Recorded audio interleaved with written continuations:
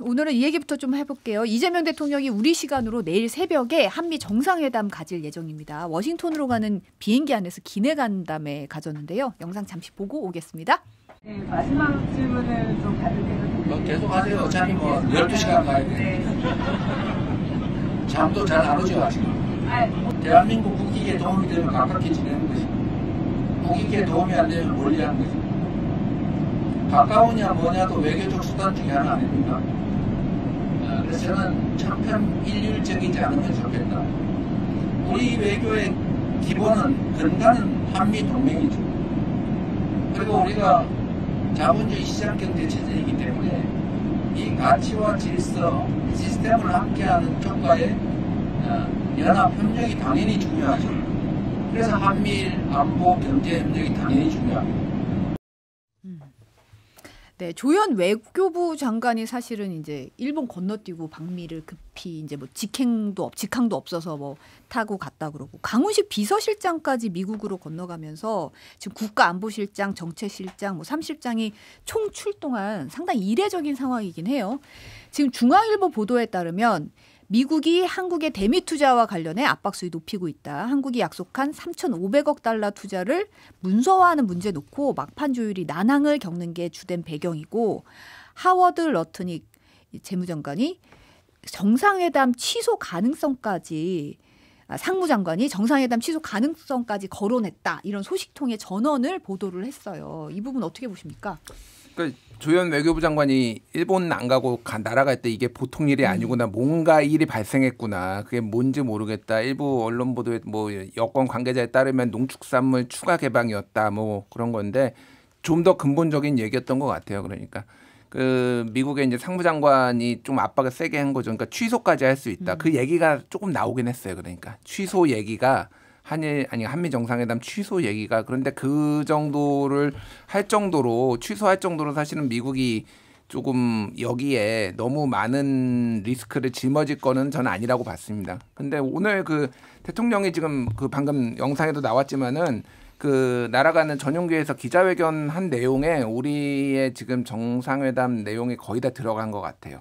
그러니까 농축산물 추가 개방은 없다라고 얘기를 했고요. 트럼프에 얘기할 거는 다 얘기를 하겠다. 그리고 북한 문제도 길을 한번 만들어 보겠다. 트럼프에 제한 없이 얘기하겠다라고 얘기를 했고 주한미군 유연화는 곤란하다. 이거는 좀 받아들이기 힘들다. 이런 얘기까지 했거든요. 그러니까 안보라든지 통상이라든지 거의 대부분의 우리나라의 입장이 지금 그 기자회견 그 간담회에서 대부분 나온 것 같습니다. 이게 근데 얼마나 지켜질 수 있을지 이게 좀 관건인 것 같고요. 한미 정상회담 이렇게 마음 졸인 거는 정말 처음인 것 같아요. 뭐 윤석열 정부 때도 너무 퍼주지 않을까 그런 걱정을 하기는 했는데 이번에는 좀 차원이 다른 것 같네요. 진짜 이게 동맹이 맞나 그 생각만 계속 듭니다. 예. 압박이 상당한 것 같은데 어떻게 보셨어요? 지금 상황?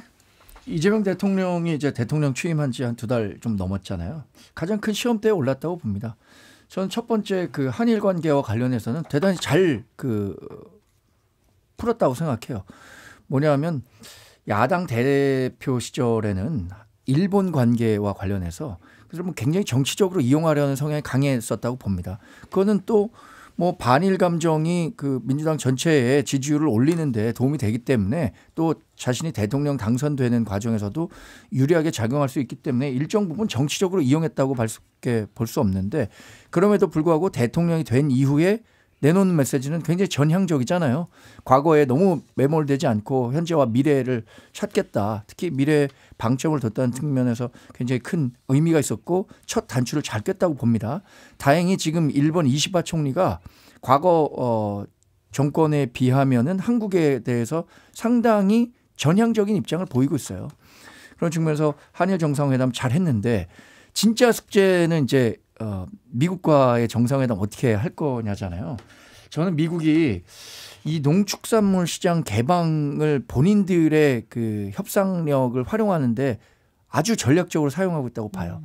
지금 뭐 우리 그 지난번 관세 협상 마무리됐을 때 농축산물 시장에 대한 얘기도 다 끝났다라고 얘기하고 있는데 미국 측 얘기는 좀 다른 것 같거든요. 그러니까 이걸 계기로 뭐 우리 기업들의 대미 투자를 더 확대시킨다든가 아니면 뭐 좀 방위비와 관련한 얘기들도 나올 텐데 이런 부분에서 더 많은 것을 얻어내려고 하는 것 같고 저도 이 정상회담 취소 가능성 이렇게 언급되고 있다. 미국에서 나오는 거는 일종의 블러핑이라고 봅니다.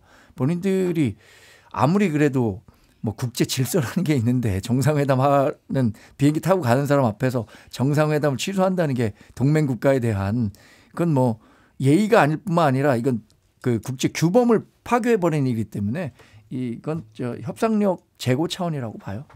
한일 정상회담 얘기도 해주셨는데 사실 이제 17년 만에 한일 정상 공동 언론 발표문을 냈습니다. 과거사나 핵심 문제가 아니었어요. 그러다 보니까 이제 경향신문 같은 경우는 실용 외교 앞에서 미뤄진 과거사, 한겨레는 과거사 덮여주고 한일 정상 미래산업 협력 확대가 이제 일면 기사 제목이더라고요. 한일 정상회담은 어떻게 보셨어요? 뭐 실용주의를 택했다라고 이제 했는데 아쉬움은 남죠. 이게 뭐 제가 이제 주요 언론들 사설 뭐 칼럼들을 다 읽어보는데 보수 언론에서 다 일색 환영 일색 그리고 소위 말하는 진보 언론에서 조금 비판 아쉬움 이렇게 나왔어요.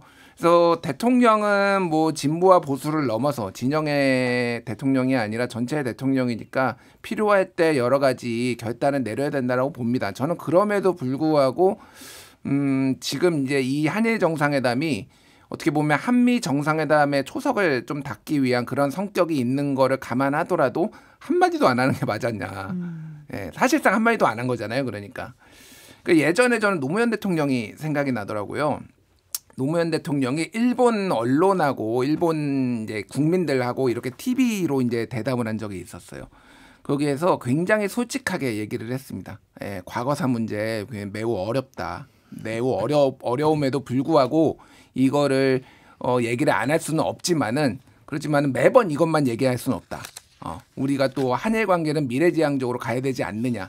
그러니까 이 정도의 솔직함은 좀 있었어야 된다 저는. 그러니까 이거를 구체적으로 해법에 대해서 뭐 이를테면은 지금까지 그 윤석열 정부가 했었던 제3자 변제안을 다 뒤집지 않는 거는 저는 그거는 일관성을 위해서 잘했다고 보지만은 언급을 안 해도 너무 안 했다.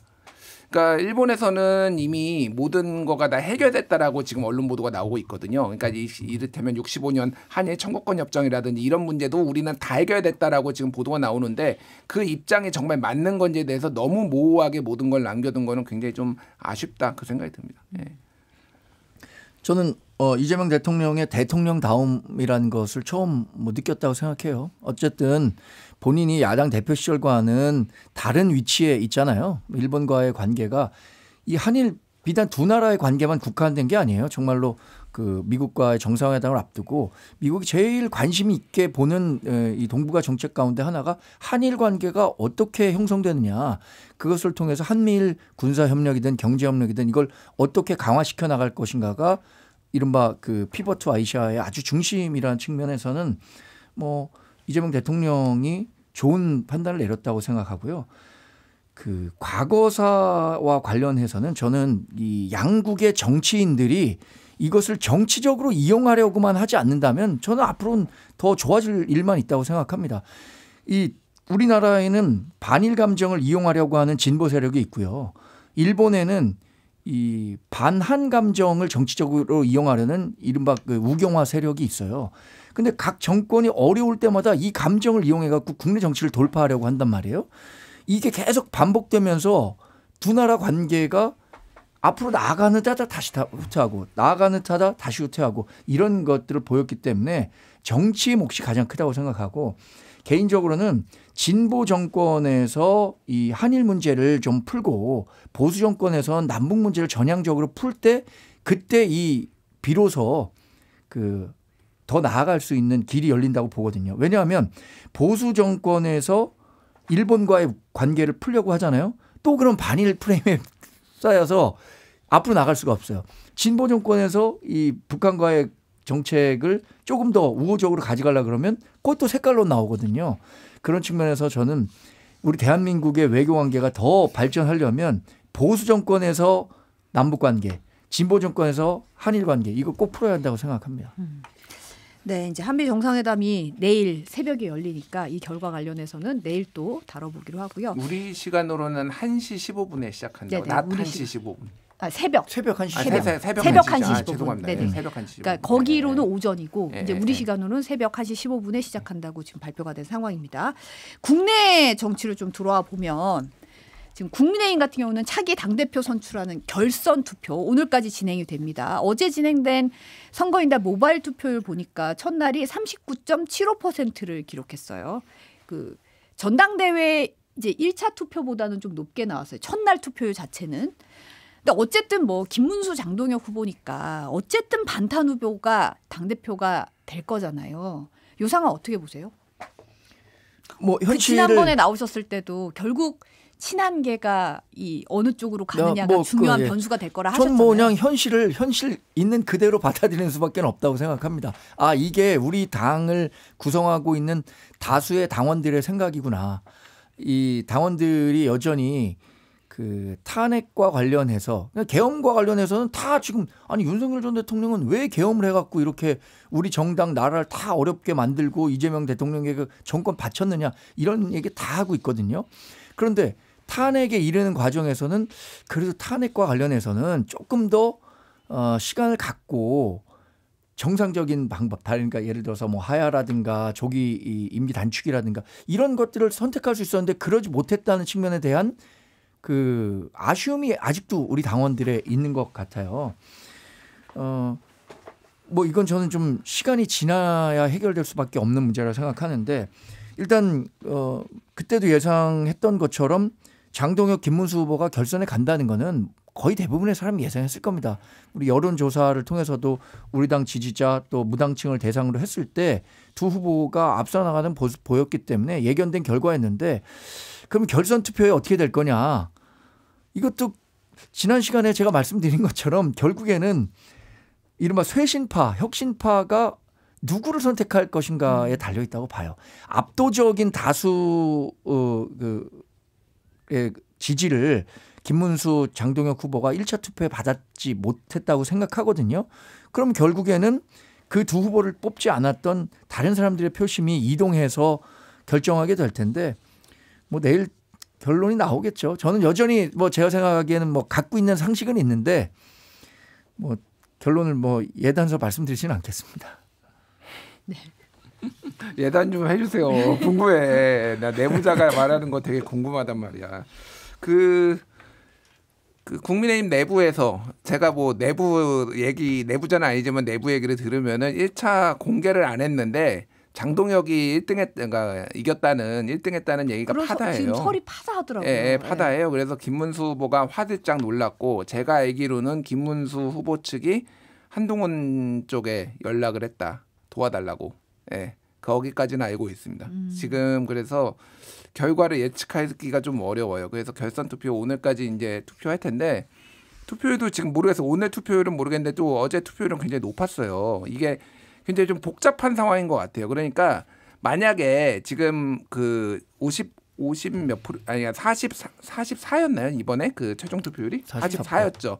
만약에 결선 투표가 44보다 높다라고 하면은요. 저는 김문수가 신승 가까스로 한 진짜 한 2~3% 포인트 차로 신승할 것 같고요. 그러니까 무슨 얘기냐면은 장동혁을 막기 위해 친한계가 투표를 더 하러 나왔다라는 얘기로 저는 해석을 할 것 같아요. 그러면은 친한계가 그러니까 김문수가 가까스로 신승할 것 같고 만약에 비슷한다 그러면은 장동혁이 이길 수도 있겠다 그 생각이 들어요. 네. 지금 그 뭐 공개는 안 됐지만 지금 파다한 설이 사실 장동혁 후보가 그래도 좀 일이 아니냐라는 얘기가 좀 도는 게 김문수 후보가 주말 새에 굉장히 분주했거든요. 지금 뭐 안철수 의원과 점심 식사하고 조경태 의원과 통화하고 그러니까 찬탄을 좀 않겠다. 뭐 통합을 강조하긴 했지만 흡수하려는 행보도 보였고. 근데 장동혁 후보 같은 경우에는 뭐 밖에 있는 50명의 적보다 안에 있는 1명의 적이 훨씬 더 위험하고 그 조직을 망가뜨리기 어렵다. 망가뜨리기 쉽다라면서 성명성을 계속 주장을 하고 있어요. 그러니까 완전히 이 전략이 결선 투표 전략이 완전 상반되더라고요. 요 분위기는 어떤가요? 일단 장동혁 후보는 지금 뒤돌아갈 곳이 없죠. 본인이 그 갈 곳에 다리를 불사르고 온 거 아닌가요? 지금 다리를 불살랐기 때문에 여기서 자기가 당대표가 될 것 같으니까 조금 뭐 예를 들어서 좀 온건한 지지층들의 지지를 받으면 본인이 당선이 될 것 같다라고 판단하더라도 자기 말을 뒤집어서 뒤로 돌아가기는 어려울 것 같아요. 그런데 그 김문수 후보는 반대로 조금 더 유연한 전략을 펼쳤던 거죠. 전한길 씨와의 관계나 친한계와의 관계나 이런 부분들에 있어서는 장동혁 후보보다 훨씬 더 유연한 모습을 보였기 때문에 그 김준일 평론가는 신승 예상했는데 저는 그래도 뭐 한 제가 생각하는 후보가 된다면 한 6대4 정도로 되지 않을까 싶은데요. 6대4. 6대4 정도. 6대4. 왜냐하면 이른바 친한계라고 하는 사람들의 표심이 얼마가 드러났냐면 8만 표 정도는 확실히 드러난 거잖아요. 김근식 후보를 찍은 사람들은 적어도 네. 장동혁 후보를 찍을 것 같지는 않아요. 제가 생각에. 그러면 그 8만 표가 움직인다고 했을 때 그렇게 뭐 신승보다는 조금 더 그 간격이 있는 정도의 결과가 나올 것 같은데 이번에는 아마 득표율 공개할 겁니다. 내일이죠. 내일 최종은 공개. 10시 반이니까 득표율 나오니까 그걸 보면서 그 결과를 보면서 정말 우리 당에 그 구성하고 있는 당원들이 지금 정말 무슨 생각을 하고 있는지 정확히 알 수 있을 것 같아요. 지난번 금요일에 있었던 것만으로는 조금 좀 파악하는데 어려움이 있을 수 있지만 내일 나오는 결과만 놓고 보면은 찬탄과 반탄이 지난 5월 3일 대통령 후보 뽑을 때 분명히 6대4로 나뉘었었거든요. 그거 한번 살펴보면 좋을 것 같습니다. 이 전략 어떻게 보세요? 김문수 후보 전략은? 근데 이렇게 될 거라고 제가 계속 얘기했어요. 그러니까 결과적으로 보면은 이제 한동훈계가 김문수를 또 살려줄 거다. 지난번에 한덕수 전 총리랑 붙었을 때도 그런 식으로 됐잖아요. 근데 이제 조금 다른 거. 그러니까 무슨 얘기냐면은 김재원 최고가 뭐 뒤에 얘기하겠지만 가까스로 들어갔잖아요. 네. 그런데 진짜 커트라인이었고, 그러니까 김재원이 약간 김문수랑 멀어졌다는 얘기는 있지만 어쨌든 사람들이 보기에는 김문수 사람이잖아요. 그런데 컷오프 그냥 간당간당. 김재원 최고는 그냥 아무런 지원을 안 받아도 저 정도 받았어요. 그동안. 그러니까 이준석 때도 한동훈 때도 뭐 김기현 때도 다 받았단 말이에요. 막 수석이 됐을 때도 있고. 근데 진짜 간당간당했다라는 거는 조직표가 지금 김문수 쪽에 하나도 안 갔다라는 얘기로. 이거는 김재원의 개인기로 받아낸 거예요. 그러니까 무슨 얘기냐. 생각보다 친윤들이 지금 세게 장동혁 쪽을 다 밀고 있다. 그러니까 이게 그러면은 지난번에 대선 후보 뽑았을 때 이제 정확하게는 57대 43 정도 나왔어요. 그러니까 6대 4보다는 조금 한동훈 후보가 더 나오긴 했는데 그 김문수가 받은 이 57이 이제 조직표가 다 빠졌을 때 정말로 이 장동혁을 이길 수가 있을 것이냐. 저는 그래서 진짜 박빙으로 나올 거라고 보거든요. 박빙으로 나오는데 다만 아까 말씀드렸지 투표율이 지금 44였는데 1차 투표에서는 만약 그거보다 올라가면은 그 차이가 좀 더 벌어질 거야. 1%포인트 올라갈 때마다 한 0.5%포인트씩 더 벌어질 가능성이 있다. 네, 그렇게 봅니다. 네. 지금 김문수 후보가 지난 23일 TV 토론회에서는 이제 사실 장동혁 후보가 받았던 그 밸런스 게임 질문 똑같이 받았어요. 제복을 공천해서 한동훈 전 대표와 전한길 씨 중 누굴 고르겠느냐 했더니 한 전 대표 고르면서 우리 당의 자산이라고 밝혔어요. 그런 얘기도 했고 한동훈 전 대표가 SNS에 당대표 결선 투표에 적극 투표해서 국민의힘이 최악을 피하게 해달라고 이제 올렸거든요. 이 글을. 그러니까 이제 장동혁 후보가 이거 사실상 김문수 후보 지지하는 거 아니냐라고 반발하면서 본인이 최악이라는 점을 약간 인정하는 듯한 발언을 하기도 했는데 이제 입장을 드러내기도 했는데 최악은 장동혁 후보인가요? 어떻게 되나요? 장동혁 후보가 그러니까 한동훈 전 대표의 관점에서의 최악은 본인이다 이렇게 인정한 거죠. 네. 전 그렇다고 봅니다. 실제로 많은 사람들이 그렇게 해석할 거고요. 결국에는 그 친한계라고 하는 사람들의 표심이 어디로 갈 거냐. 저는 그 투표를 하는 동인 중에 하나는 자기가 지원하는 사람을 당선시키기 위해서 적극적으로 참여하는 경우도 있지만 정말로 저 사람의 당선만은 절대로 막아야겠다라고 하는 사람들의 그 동기도 있다고 보거든요. 그래서 모르겠지만 제가 정치한 이후에 여러 면에서 한동훈 전 대표와 좀 비슷한 목소리를 냈기 때문인지 모르겠지만 SNS나 이런 데는 이제 한동훈 전 대표를 지지하는 사람들이 많이 친구로 엮여 있나 봐요. SNS만 놓고 보면 야 이건 정말 장동혁 후보는 표를 받기 어려울 것 같은데 이 친한계의 표를 받기 어려울 것 같은데 라는 생각하는데 한동훈 전 대표도 글쎄 특정 후보를 얘기하지는 않았지만 이 정도 되면은 삼척동자도 다 아는 수준으로 힌트를 준 거잖아요.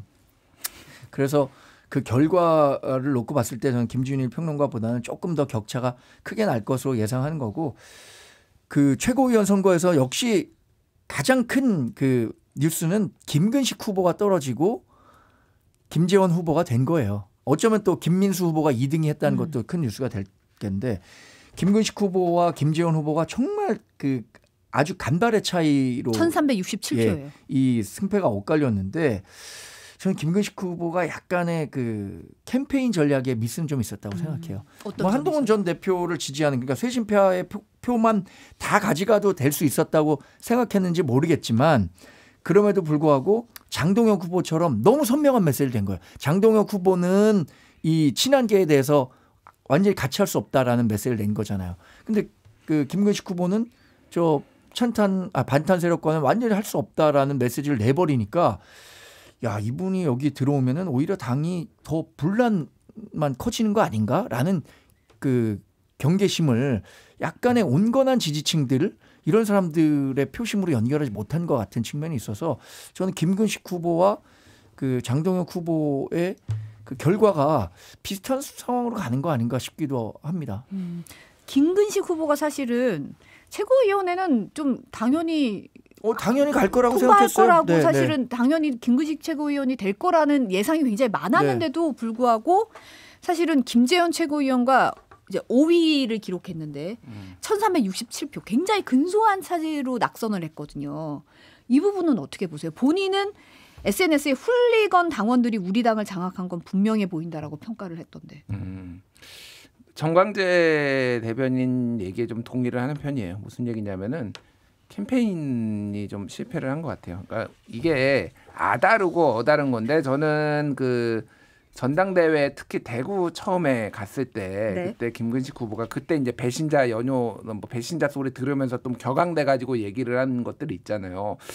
저러면 망할 것 같은데 약간 그 생각을 했거든요. 무슨 얘기냐면은 대구가 보수의 심장이 아니라 뭐였죠? 보수의 뭐라고 했죠? 그러면서 약간 기분 나쁘게 그 지역 사람들이 심장병이 걸렸다. 심장병 걸렸다. 그러니까 보수의 심장병이다라는 소리가 있다라고 보수의 하면서 심장인데 심장병에 걸려 있다. 정신 차리십시오라고 하면서 그 앞에 있는 그 지지자들한테 이제 거의 이제 삿대질하다시피 얘기를 했거든요. 그럼 이거를 그 앞에 있는 전환길이나 그 사람들한테 얘기를 한 거이겠지만은 그거를 지켜보는 대구 유권자들은 상당히 조금 기분이 상했을 것 같아요. 사실은 그러니까 톤앤 매너가 저는 좀 너무 셌다, 과했다라고 생각을 하고 그래서 제가 다른 방송에서 김근식 교수랑 방송을 한 적이 있거든요. 그때 제가 진짜 가슴 아픈 얘기인데 너무 자신을 하시더라고요. 1등은 내가 모르겠고 거의 들어가는 건 떼놓은 당상이다 그렇게 얘기해서 제가 보기에는 3, 4위 커트라인이다 지금 위험하다. 너무 그렇게 세게 가면 안 된다라고 얘기를 했어요 사실. 근데 이게 결과적으로 이렇게 돼서 좀 안타깝다라는 생각이 들고 양양자 후보보다 덜 나왔어요. 중요한 거는. 그러니까 저는 최수진 의원보다는 양양자가 붙을 가능성이 높다라고 봤고 신동욱이 1등할 거라고 봤고 김근식이 간당간당한데 들어갈 수도 있고 떨어질 수도 있는데 되게 위험하다라고 봤는데 대부분 다 맞췄거든요. 양양자보다 덜 받은 거에 대해서 김근식 교수는 좀 생각을 해봐야 돼요. 무슨 얘기? 양양자 의원은 입당한 지 얼마 안 됐습니다. 그리고 전략을 본인이 당대표를 나가려고 했다가 인지도를 높이고 좀 한 것도 있는데 결과적으로 보면은 비슷한 1인 2표제이기 때문에 비슷하게 간 건데 양양작을 찍은 사람이 김근식을 안 찍은 사람이 있다라는 거잖아요. 그러면은 그럼 왜 김근식을 안 찍었는지에 대해서 본인이 조금 생각을 좀 해봐야 된다. 제가 보기에는 평론은 잘하시는데 이 설득은 잘 못하시는 것 같다. 좀 안타깝다는 생각이 많이 들더라고요. 근데 진짜 좋은 말씀이에요. 양양자를 찍었는데 김근식을 왜 안 찍었을까? 근데 제가 아까 말한 캠페인 전략에서 약간의 실수라고 생각하는 거예요. 저는 김근식을 뽑고 그다음에 양양자를 뽑을지 다른 사람을 뽑을지를 생각할 거라고 생각했거든요. 네. 우리 지지자들이. 그런데 양양자를 뽑고 김근식을 뽑을까 아니면 다른 사람을 뽑을까 이거 했다는 것 자체가 일단 저는 너무 선명성을 드러낸 게 그런 결과로 연결되지 않았나 싶고 또 하나 이게 굉장히 중요한 게요. 이른바 찬탄파에서 지금 최고위원이 2명이 있습니다. 청년 최고와 양양자. 네. 그런데 만약에 그 김근식 위원이 들어갔으면 우리 당원 당규에는 아시다시피 선출직 3인이 사퇴하면 지도부가 붕괴돼요.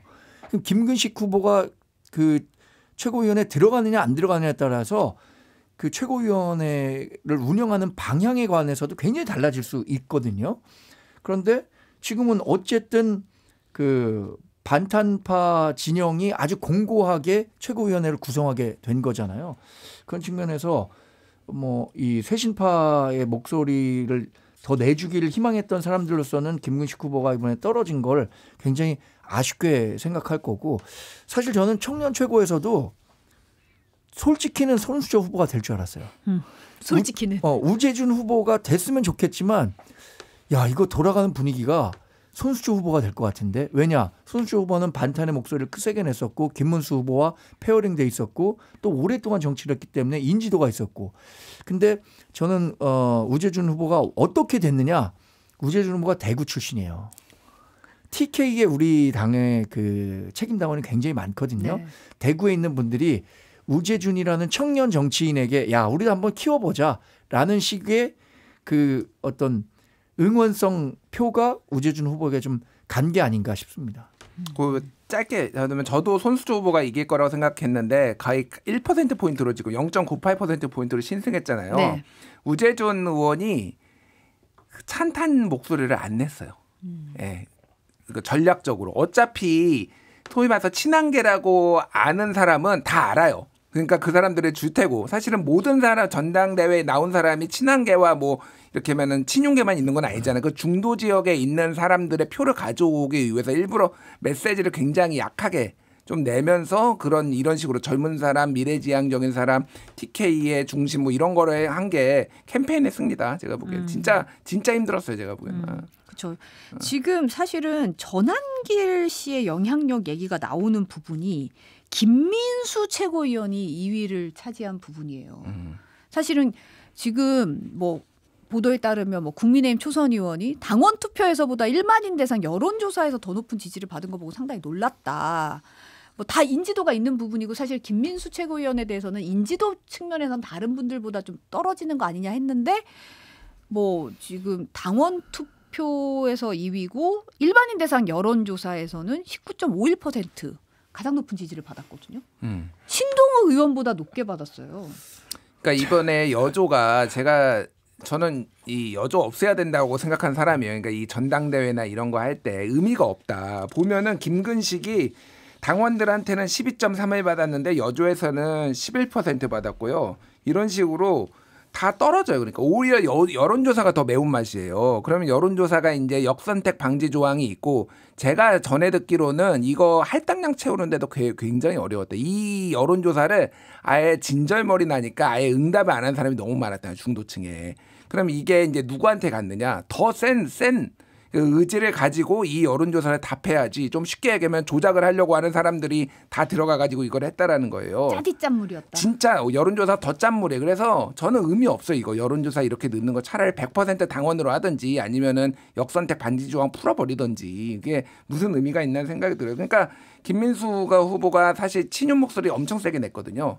그러니까 전환길의 어떤 그늘 안에서 이 당이 못 벗어나는 거를 다시 한번 확인했다. 그 생각이 들어요.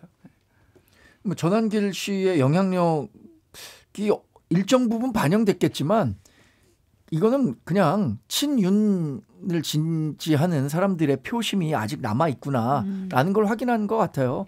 김민수 최고위원 같은 경우에는 지난 그 권영세 비대위 시절에 대변인단 구성될 때 이 설화로 인해서 바로 그 자진 사퇴한 분이거든요. 그때 당시에 뭐라 그러냐면 과천 상륙 작전, 선관위에 대해서, 그리고 또 윤석열 전 대통령이 정말 한 방을 보여줬다, 이런 얘기를 하면서 그 얘기로 사실 지금까지 8개월 동안 뭐 이른바 강성 유튜브 뭐 이런 데 출연하면서 그 목소리를 대변해 왔거든요. 그 표가 그대로 간 게 아닌가 싶어요. 그 우리 보수 진영, 그러니까 우리가 전체적으로 100명의 대한민국 국민이 있다고 한다면 자신이 보수라고 생각하는 사람이 한 30명 될 거 아닙니까? 지금도. 그중에 30명 지금은 그 여론조사는 30명만을 대상으로 하는 거잖아요. 30명 안에는 한 20% 이상은 여전히 윤석열 전 대통령을 지지하는 사람이 있다는 거죠. 그러면 그거를 100명 단위로 한다 보면 얼마 될까요? 비율이 한 10% 아래겠죠. 그러나 우리 보수 진영 내에는 분명히 그 존재는 있다. 되게 헛웃음을 지으시면서 얘기를 했는데 이제 내일 오전에 이제 발표가 나오겠죠.